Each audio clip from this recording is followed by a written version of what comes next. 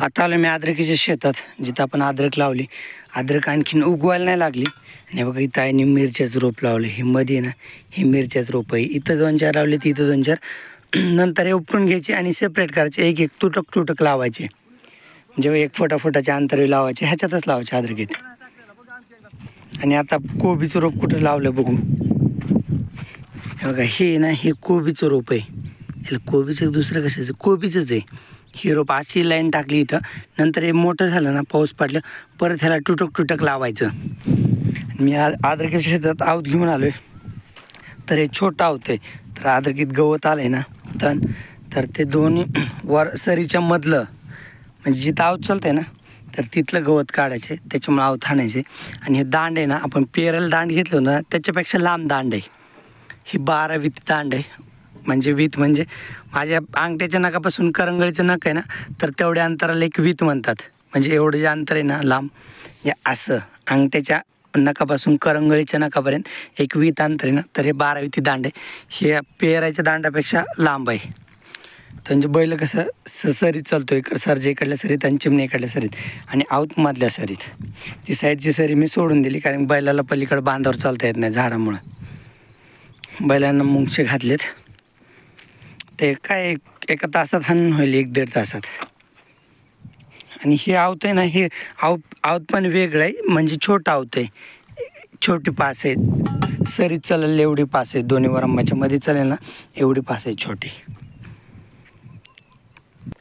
तर आवत हाणून घेतो. अद्रक नाही आणखीन उगवायला लागली. अद्रकीला उगवायला 15-20 दिवस लागतात, 20-25 दिवस. तर आणखीन काय कुठं दिसली नाही मला उगवलेली. अर्ध्या शेताची पाळी घालून झाली. इथं थोडंसं बैलांना विसाव दिला, त्याला गिरवण पण करायला लागली बैल. थोडा विसाव दिला. आईकडे गेलो होतो. आई इथं खुरपते पलीकडे. काल जिथं खुरपत होती ना, तर तिथंच बांधाच्या कडीला खुरपते. कडीला आवत नेता येत नाही ना, आणि जास्त गवत आलं होतं. तिथं आईने थोडंसं वाळकाचे वगैरे येल लावलेत, थोडे भाजे येल लावलेत. चला तर जनावर सोडायची चरायला, तर सोडतो ह्यांना. हे राणी, अरे थांब की राणी, ऐक ना. हेच गडबडी होती ह्यांना सोडायचं म्हणलं. देवशेनी अलीकडे ये ना.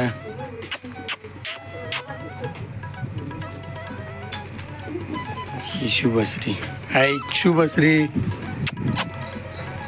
गडबड असली करतात ना सोडायला, लस गडबड करतात बाबा.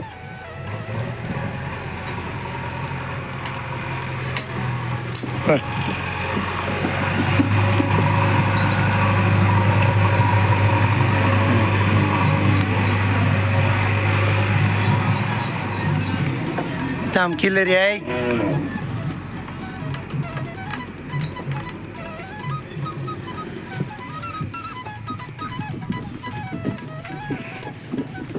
हो काल तरच देत ना.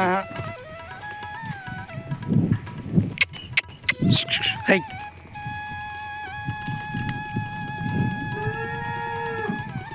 तिकडे काय खाणार तुम्ही.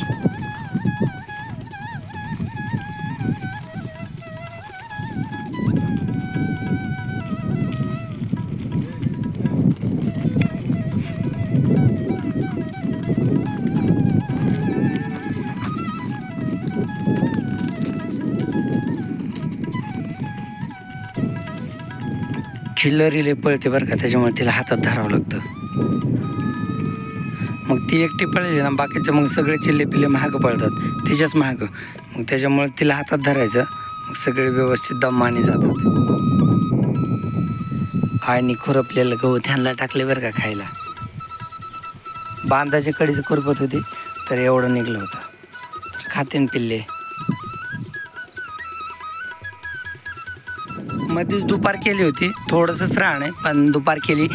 चिमण्या लेफ्ट साईडला होता, तो राईट साईडला घेतला आहे, कारण की इथं रूम नाही ना. माझं बोट लागलं इथं, तुटलं होतं, तर त्याला नीट करून आणलं. मग दुपारच केली, त्याला नीट केलं. परत आता बैल तुटलेत तर साईड चेंज केल्यात बैलांच्या. आणि आता राहिले काय 5 मोरडाचं राहिले, तर घेऊन टाकतो एवढं पाळीचं. गवत किती झाले लगेच फरक दिसतो हा. मध्ये सरीत किती गवत आहे, इकडं नाही आहे. आवथानला फरक पडतोच. सोडलंय बैलांना, पाचतोय पाणी पिले त्यांना. आता चरायला सोडतो.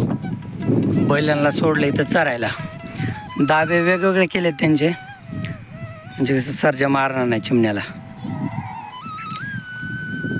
मी काय करतो, पलीकडच्या शेतात बसतो आपल्या शेजाऱ्यांच्या, म्हणजे बैल तिकडे जाणार नाही शेजाऱ्यांच्या शेतात. आपल्या शेतात आले तरी काय अडचण नाही, पण पलीकडच्या शेजाऱ्यांच्या शेतात जायला नको. बैल अर्धा पाऊण तास चांगले चरलेत, मस्त अगदी तिकडल्या कोपऱ्यापासून चरत आले तिथपर्यंत. आणि आता वारं सुटलंय आणि आभाळ पण आलेलं आहे. पाऊस यायला पाहिजे आज रात्री, पावसाची गरज आहे तशी, पण आभाळ आले काय सांगता येत नाही, येऊ शकतोय पाऊस. थोडंसं वारं सुटलंय. बैल पण चांगले चरलेत. आणखी थोडं 15-20 मिनटं चरून मग या वेळेस आपलं घरी घेऊन जातो. बैलांना पाणी पाजून बांधतो, आणि पाऊस आले मग परत पाणी प्यायचे नाही. परत पप्पांनी जनावर चरायला नेलेत, ते चरायचे जनावर आले बांधू लागावं लागते जनावर, त्याच्यामुळे थोडं लवकर जावं लागेल अंधार पडायच्या आधीच घरी. असं अंधार पडायला आणखी बराच वेळ आहे. तर ह्या शेतात आवथानल्या आद्रिकेच्या, तर आवथानल्यावर लगेच बघा हे गवत आहे ना, हे विनाकामी गवत होतं, लगेच सुकून गेलंय. हे बघा इथलं गवत वरचं ताज आहे, पण हे वरचं गवत आहे ना मग आई खुरपून काढते, पण मधली पाळी घातली ना त्याच्यामुळे खुरपायचं जागा वाचते तेवढी. आणि हे बघा आवथानलेलं गवत कसं सुकून गेलंय, म्हणजे उपटून निघले खालून जस्ट जमिनीत होतं पण सुकलंय. बैल मस्त चरते, त्यांना असंच चरायला पाहिजे, म्हणजे त्यांना चरायला आवडतं. हे गवत कसं म्हणजे वेगवेगळ्या प्रकारचे गवत असतात नाही तर, त्याच्यामुळे वेगवेगळे टेस्ट, आणि गवत फ्रेश असते, उष्ट नाही काय नाही कोणाचं, त्याच्यामुळे त्यांना चरायला लय आवडते. ते बघा ही लांब पाळ, ही हराळ आहे, परत हे दुसरं गवत आहे, इकडं लांबक्या पानाचं हे गवत आहे. तर हे मोठ्या पानाचं गवत हे जास्त करून खात नाहीत, पण थोडंसं कधी कधी खातात. परत हे मी मोडले ना, हे गवत वेगळे आणि हराळ वेगळी. तर माझ्या हातात 2 गवत आहेत ना, तर दोन्ही प्रकार वेगळे आहेत. ही जी राईट साईडला आहे ते हराळ आहे, लेफ्ट साईडला वेगळं गवत आहे. हराळसारखं दिसतं पण पान मोठं आहे त्या गवताचं. तर असे लय प्रकारचे गवत आहे तिथं खायला. बघा इकडं आणि ह्या प्रकारचं हे गवत वेगळंच आहे खायला. परत इकडं हे वेगळे खायला. परत हे आणखीन वेगळं म्हणजे हे काही वेगळं खायला. तर हे सगळे इथंच आलेत गवत. हे दाखवलं मी. परत कांग्रेस खात नाहीत, कांग्रेस कडू असते खात नाहीत, पण हा काँग्रेस आहे माझ्या हातात आहे ना हा. परत ह्याच्यात इथं आहे, ह्याला केना म्हणतात, तर हे केना आहे इथं खायला.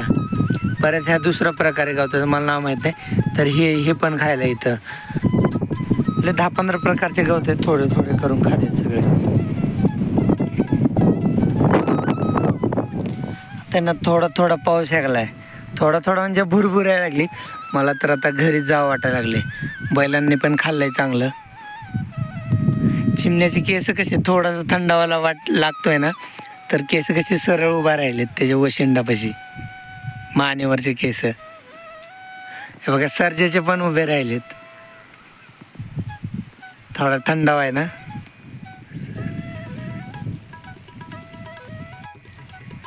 समोर 2 इंद्रधनुष्य आहेत, एक डार्क आहे आणि एक लाईट आहे. त्या डार्कच्या राईट साईडलाच एक लाईट आहे, फोनमध्ये नाही दिसत. थोडंसंच पाऊस चालू आहे, एवढंसंच पाणी साचलंय, उगं थोडी भुरभुर आहे. बैलांना बांधले त्यांच्या जागेवर इकडं. आणि मी बैल आणायच्या अगोदरच पप्पा आले होते. पप्पा आज लवकर गेले होते गाय घेऊन, त्याच्यामुळे लवकर झाले. तर मी घरी यायच्या अगोदर तर गाया सगळ्या बांधलेल्या होत्या, सगळे बांधले होते मस्त. पण तिकडून फिरून आले ना तरी मग कोरडं खाऊ वाटतं ना. आणखीन चारा एवढा आलेला नाही, आत्ताच 15 दिवस झालं तर पाऊस येतोय, त्याच्यामुळे चारा एवढा काही चांगला आला नाही तिकडं. पण थोडासा कवळा चारा आहे ना, पोट भरत नाही, त्याच्यामुळे इथं आलं की मग वैऱ्यांची कुट्टी खातात.